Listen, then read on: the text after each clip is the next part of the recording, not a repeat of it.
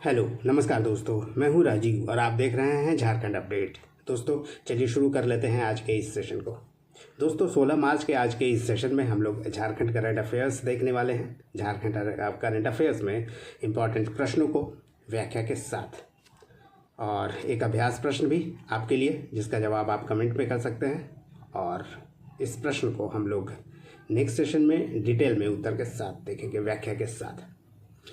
दोस्तों आपको बता दें कि इसका PDF मैं आपको अवेलेबल करा दूंगा टेलीग्राम चैनल पे। लिंक भी अवेलेबल है, यानी आप इसे फॉलो भी कर सकते हैं, ज्वाइन कर सकते हैं ट्विटर अकाउंट पे और झारखंड अपडेट के जो URL है इस पे। और टेलीग्राम चैनल का लिंक मैंने करा दिया है, डिस्क्रिप्शन में अवेलेबल है, आप वहाँ जाकर इसे ज्वाइन कर सकते हैं। तो चलिए शुरू करते हैं आज के 16 मार्च के इस इम्पॉर्टेंट करंट अफेयर्स के सेशन को। इसमें काफ़ी इम्पॉर्टेंट प्रश्न भी हैं, आइए इसे देखते हैं। शुरुआत करते हैं पिछले वीडियो के उस प्रश्न से जो मैंने पूछा था। प्रश्न था दोस्तों, झारखंड के किस साहित्यकार की रचना को पश्चिम बंगाल में 11वीं के पाठ्यक्रम में शामिल किया गया है? Option A Neeraj Neer, option B Manoj Kapardar, option C Ranendra या ऑप्शन डी अनुज लुगुन। दोस्तों ये सभी झारखंड के साहित्यकार हैं। इनमें से रणेंद्र जो साहित्यकार हैं, इनकी पुस्तक को पश्चिम बंगाल प्रशासन ने, पश्चिम बंगाल सरकार ने 11वीं के पाठ्यक्रम में शामिल किया है। आइए इसके बारे में थोड़ा और डिटेल में जान लेते हैं कि क्या है और क्यों शामिल किया गया है और पुस्तक में क्या, पुस्तक का कंटेंट क्या है। आपको बता दें कि झारखंड के प्रसिद्ध जो साहित्यकार हैं रणेंद्र, IAS रहे हैं और ट्राइबल रिसर्च इंस्टीट्यूट के ये डायरेक्टर रहे हैं। इनकी उपन्यास जो है, जिसका नाम है ग्लोबल गांव का देवता, इस पुस्तक को 11वीं के पाठ्यक्रम में शामिल करने का निर्णय लिया गया है, या यूँ कहे कि शामिल कर लिया गया है। मुंशी प्रेमचंद्र, अमीर खुसरो, सूरदास, बिहारी, भारतेंदु जैसे बड़े साहित्यकारों की रचनाओं के साथ रणेंद्र की कुछ भाग को, या कह सकते हैं उनके उपन्यास को 11वीं के पाठ्यक्रम में शामिल करना झारखंड और झारखंड के साहित्यकार रणेंद्र की बड़ी उपलब्धि है। वैसे ग्लोबल गांव के देवता के बारे में दोस्तों आपको बता दें कि खासकर जो बहुराष्ट्रीय कंपनियां होती हैं, मल्टीनेशनल कंपनीज, वो आदिवासी क्षेत्र में आती है, दखल करती है, आदिवासी जीवन को प्रभावित करती है, उनके संस्कृति, पर्यावरण और समूचे आदिवासी परिवेश को काफ़ी प्रभावित करती है और प्रभावित किया भी है मल्टीनेशनल कंपनियों ने। और यही इसका कंटेंट है इस उपन्यास का, जिसका नाम है ग्लोबल गांव का देवता। साथ ही यह आदिवासी समुदाय द्वारा अपने से कहीं ज़्यादा शक्तिशाली और प्रभावशाली लोगों के खिलाफ संघर्ष की कहानी है, यानी बहुराष्ट्रीय कंपनियां जो आकर इन्हें प्रभावित करती है। आदिवासी इतने ताकतवर नहीं होते कि वो बहुराष्ट्रीय कंपनियों के साथ सामना कर सके, लड़ सके, और यही दोनों के बीच का जो टसल है, संघर्ष है, आदिवासी और बड़ा जो प्रभावशाली समाज है या बड़ी कंपनियां हैं, उनको, यही दोनों के बीच के संघर्ष की कहानी बयां करती है ये ग्लोबल गांव का देवता। और इसे शामिल किया गया है पश्चिम बंगाल के पाठ्यक्रम में, 11वीं के पाठ्यक्रम में। चलिए अब कुछ नए प्रश्नों को हम लोग देख लेते हैं जो काफ़ी इम्पॉर्टेंट है JPSC, GSSC सभी के पॉइंट ऑफ व्यू से। अगर आप करंट के बारे में जानना चाहते हैं तो करंट जो अफेयर्स है उसमें काफ़ी इम्पॉर्टेंट प्रश्न है आज के 5, जरूर देखिएगा पूरा। प्रश्न 1 है, मिशन UPSC स्कीम के तहत प्रतिवर्ष कितने विद्यार्थियों को कोचिंग की सुविधा दी जाएगी? 25, 50, 100 या 125? दोस्तों झारखंड सरकार ने निर्णय लिया है कि मिशन UPSC स्कीम शुरू करेगी। UPSC के जो एस्पिरेंट्स हैं, जो UPSC की तैयारी करना चाहते हैं, टैलेंटेड है, उनका चयन करेगी और कोचिंग की सुविधा दिलाई जाएगी। और ऐसे जो विद्यार्थी होंगे प्रतिवर्ष जिन्हें कोचिंग की सुविधा दी जाएगी, वे 100 होंगे, यानी ऑप्शन C सही उत्तर है। आइए इसके बारे में भी थोड़ा जान लेते हैं कि क्या होने वाला है।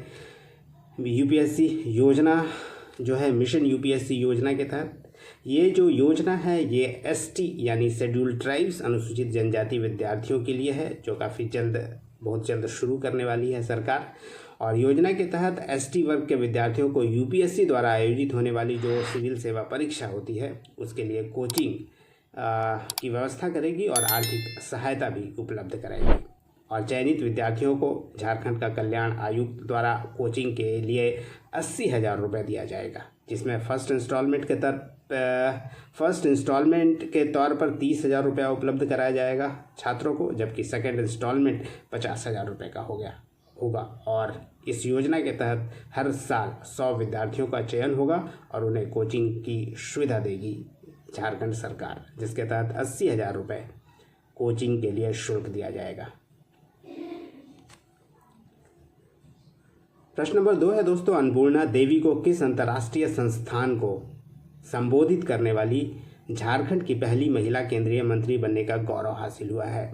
Option A every women foundation, option B associated country women of the world, option C international alliance of women, अथवा option D commission on the status of women. दोस्तों यूएन की संस्था है commission on the status of women, जिसे short में CSW कहते हैं। इस संस्था में अन्नपूर्णा देवी को संबोधन का मौका मिला और अन्नपूर्णा देवी जो कि कोडरमा की सांसद है और झारखंड की महिला सांसद है और केंद्र में मंत्री हैं, महिला और बाल विकास मंत्री अन्नपूर्णा देवी, उन्होंने अंतर्राष्ट्रीय जो संस्था है यूएन की CSW उसकी मीटिंग में शामिल हुई और उस मीटिंग को संबोधित भी किया और ऐसा करने वाली वो झारखंड की पहली महिला केंद्रीय मंत्री बन गई है। आपको बता दें कि यूनाइटेड नेशंस का 69वां CSW का कार्यक्रम चल रहा है, यानी मीटिंग चल रहा है इसमें, और ये जो है न्यूयॉर्क में कार्यक्रम का आयोजन किया जा रहा था, जिसका मुख्यालय यूएन का मुख्यालय न्यूयॉर्क में, यहीं पे अन्नपूर्णा देवी ने अपना संबोधन दिया है। आपको बता दें कि महिला और बाल विकास मंत्री है। 69वें CSW को संबोधित करते हुए हर महिला और हर लड़की को उसके अधिकार दिलाने के लिए भारत सरकार का जो संकल्प है उसका उन्होंने वर्णन किया और बताया कि भारत सरकार की क्या रूपरेखा है महिला और हर लड़की को अधिकार दिलाने के लिए। इसके अलावा दोस्तों CSW के बारे में भी आपको बता देते हैं कि CSW है क्या। CSW इसका फुल फॉर्म की दोस्तों बात करें तो commission on the status of women इसका फुल फॉर्म है। इसका हेडक्वार्टर न्यूयॉर्क US में है और यह एक ग्लोबल इंटर गवर्नमेंटल बॉडी है, वैश्विक अंतर सरकारी निकाय, और इसका कार्य खासतौर पर लैंगिक समानता यानी जेंडर इक्वलिटी और महिलाओं के अधिकारों और सशक्तिकरण को बढ़ावा देने का कार्य करती है ये संस्था।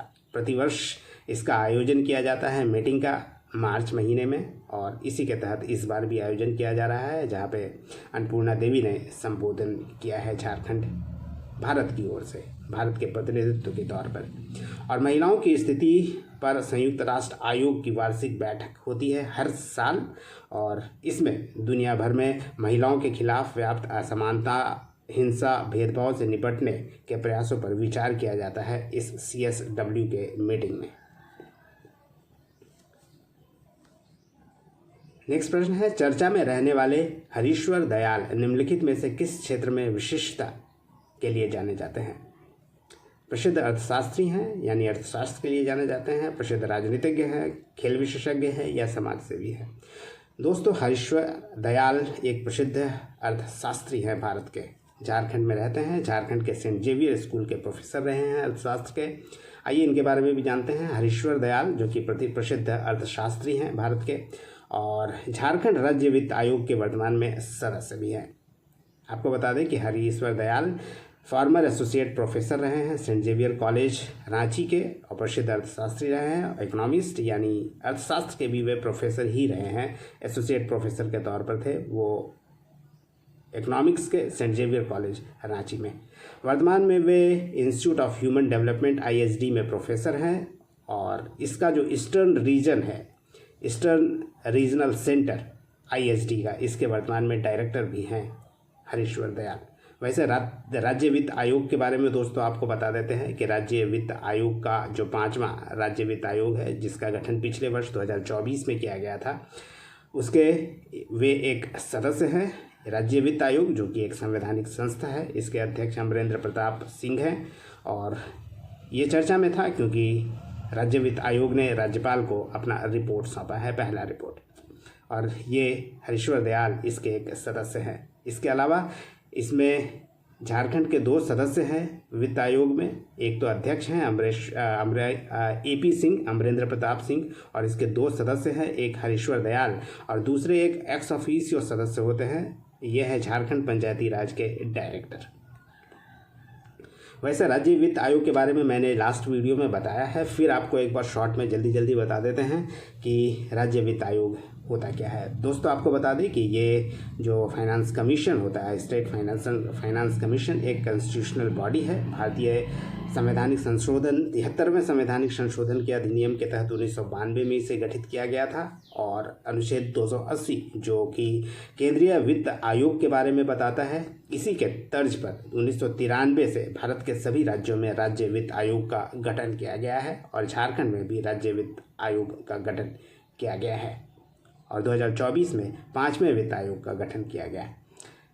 आपको बता दें कि इसका उद्देश्य होता है जो वित्तीय स्थिति है पंचायतों की, उसकी समीक्षा करना और उनकी कार्यक्षमता पर जोर देना। खासतौर पर पंचायतों की इस वित्तीय स्थिति को देखना, उसका विश्लेषण करना कि पंचायतों को क्या आवश्यकता है वित्तीय तौर पर, उसके बारे में परिभाषित करना, ये स्टेट फाइनेंस कमीशन का काम है। खासकर सरकार और पंचायतों के बीच वित्तीय संबंधों को परिभाषित करता है स्टेट फाइनेंस कमीशन। वैसे अनुच्छेद 243 के तहत आपको बता दें कि राज्यपाल को यह अधिकार है कि वो हर राज्य में राज्य वित्त आयोग का गठन करेगा। झारखंड में भी इसके तहत राज्य वित्त आयोग का गठन किया गया है, 5वें वित्त आयोग का। ये 5 वर्षों के लिए किया जाता है वित्त आयोग का गठन, और इसमें अधिकतम जो संख्या होती है सदस्यों की वो 4 हो सकती है। इसमें एक अध्यक्ष भी होते हैं। अध्यक्ष के अलावा 4 अधिकतम सदस्य हो सकते हैं, और इसी के तहत अध्यक्ष झारखंड में वर्तमान में जो मैंने अभी बताया कि AP सिंह है, और अन्य सदस्यों में 2 सदस्य हैं, एक हरीश्वर दयाल और दूसरे पंचायती राज के जो डायरेक्टर हैं वो।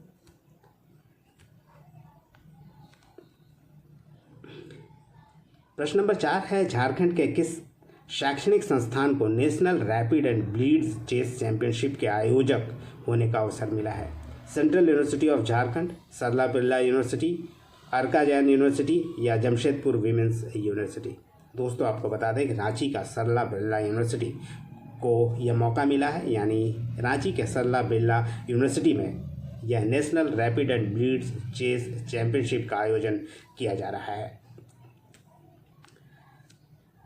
इसका आयोजन दोस्तों किया जाएगा 20 से 23 मार्च के बीच ये किया जाएगा, और सरला बिरला विश्वविद्यालय रांची में इसका आयोजन किया जा रहा है। होस्ट जो है ये झारखंड है, यानी सरला बिरला यूनिवर्सिटी, और ऑल इंडिया चेस फेडरेशन के तत्वावधान में ऑल झारखंड चेस फेडरेशन के बैनर तले और रांची डिस्ट्रिक्ट चेस एसोसिएशन द्वारा इसका आयोजन किया जा रहा है सरला बिरला विश्वविद्यालय में। इनामी राशि की अगर बात कर ले तो प्राइज मनी के तौर पर कुल 6.5 लाख रुपए है जो खिलाड़ियों विजेताओं को दिया जाएगा। देश भर के लगभग 250 से ज़्यादा प्रतिभागी इसमें भाग लेंगे। इनमें से 50 इंटरनेशनल मास्टर्स और ग्रैंड मास्टर्स भी इस टूर्नामेंट में पार्टिसिपेट करने वाले हैं। इसमें से 4 ऐसे खिलाड़ियों का चयन किया जाएगा जो भारत का नेतृत्व एशियन चेस चैंपियनशिप में करेंगे। चलिए दोस्तों आगे बढ़ते हैं और देखते हैं नेक्स्ट प्रश्न को। और आज का नेक्स्ट और 5वां नंबर प्रश्न है, अखंड अहिवात नामक कहानी संग्रह की लेखिका कौन है जिसका विमोचन दिल्ली में किया गया? उषा श्रीवास्तव, शब्दा शर्मा प्रीति, मीनू मीना सिन्हा या रोज करकेटा? आपको बता दें अखंड अहिवात जो यह कहानी संग्रह लिखी गई है यह मीनू मीना सिन्हा के द्वारा लिखी गई है, और इसी का विमोचन दिल्ली में जो बुक फेयर लगा था वहाँ किया गया। मीनू मीना सिन्हा जो कि रांची की साहित्यकार है, इनकी 2 पुस्तकों का विमोचन दिल्ली में किया गया। दिल्ली में विश्व पुस्तक मेला प्रगति मैदान में आयोजित किया गया था। 10 फरवरी के दिन इसका विमोचन किया गया है। अखंड अहिवात और कश्मीर से कन्याकुमारी 2 पुस्तकों का विमोचन किया गया, और इन दोनों पुस्तकों का जो विमोचन किया गया इसकी लेखिका झारखंड की मीनू मीना सिन्हा है। अखंड अहिवात की बात करें तो यह कहानी संग्रह है जिसमें कुल 12 कहानियां हैं, और और ये जो कहानियाँ हैं स्त्रियों की पीड़ा, बेबसी और मनोदशा को दर्शाती है। जबकि कश्मीर से कन्याकुमारी जो पुस्तक है ये एक ट्रेवलॉग है, यानी यात्रा वृतांत है। दोस्तों चलिए अब बारी है आज के अभ्यास प्रश्न की, और आज का अभ्यास प्रश्न है आपके लिए, कुष्ठ मरीजों को पौष्टिक भोजन के लिए कितनी राशि दिए जाने की सुविधा शुरू करने वाला झारखंड देश का पहला राज्य बन गया है। ऑप्शन ए 500 रुपये प्रति माह, ऑप्शन बी 1000 रुपये प्रति माह, ऑप्शन सी 1500 रुपये प्रति माह, या ऑप्शन डी 2500 रुपये प्रति माह। तो ये था दोस्तों आज का अभ्यास प्रश्न जो आपके लिए है। उम्मीद करता हूँ इसका जवाब आप कमेंट में करेंगे। नेक्स्ट सेशन में इसका उत्तर आपको बताऊंगा और साथ में इसके डिस्क्रिप्शन के बारे में भी हम लोग डिस्कस करेंगे। तो ये था दोस्तों आज का सेशन, उम्मीद करता हूँ पसंद आया होगा। धन्यवाद, फिर मिलते हैं नेक्स्ट सेशन में। तब तक जुड़े रहिए, देखते रहिए, शेयर करते रहिए झारखंड अपडेट को। धन्यवाद दोस्तों।